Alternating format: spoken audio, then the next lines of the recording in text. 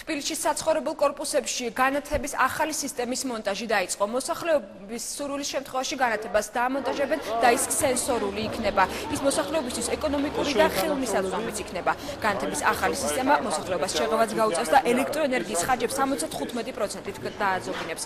ნებისმიერ ბინეტს საკუთარ შეუძლია რაიონულ გამგეობას მიმართოს და კორპუსში სენსორული განათება დაამონტაჟოს. სამუშაოებს კომპანია თბილისი გრუპი განახორციელებს, რომელიც მერიასთან აქტიურად თანამშრომლობს და მერიის დასაქმების ბაზიდან შესაბამისი კვალიფიკაციის მქონე 150 ადამიანი უკვე დაასაქმა.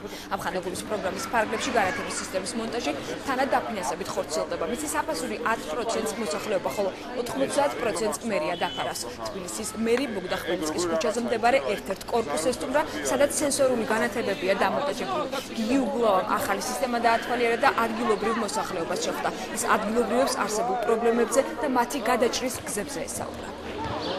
მოსახლეობას აქვს შესაძლებლობა ამხანაგობა მოგმართავს და ჩვენ თანადაფინანსების წესით ვცვლით არსებულ სისტემას და ვაყენებთ ეკონომ სისტემას, რომელიც აძლევს შესაძლებლობას თბილისელებს დაახლოებით 75%-ით დაზოგონ ელექტროენერგია და შესაბამისად ნაკლები გადაიხადონ.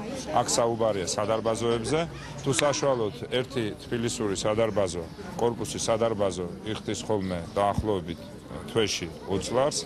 ამ სისტემის დამონტაჟების შემთხვევაში ეს გადასახადი 4-5 ლარამდე დადის. მე მინდა ამხანაგობის თავმჯდომარეს მოუწოდო აქტიურად ისარგებლონ ამ შეთავაზებით. ერთის მხრივ ეს არის უსაფრთხო ქალაქის ნაწილი, მეორე ეს არის კომფორტი და მესამე ეს არის დაზოგილი ელექტროენერგია და დაზოგილი თითოეული ოჯახის ბიუჯეტი. ვიყავი ემოშევარი, დავუკავშირდი მერიის სამსახურს.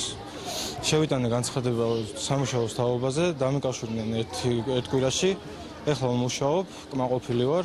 ეს იყო პრობლემა, რომ განათება არ იყო, ახლა არის უკვე ეს განათება და კმაყოფილი ვართ ამისი და მოსახლეობა ძალიან დიდი კმაყოფილია ამის. ჩვენ რაიონში დაახლოებით 160 მისამართზე არის დამონტაჟებული სენსორული განათება, დამატებით 250 განაცხადი არის შემოსული და მე ვფიქრობ, რომ უახლოეს პერიოდში ჩვენს რაიონში ჩაბნელებული სადარბაზოების პრობლემატური საკითხი ისტორიას ჩაბარდება.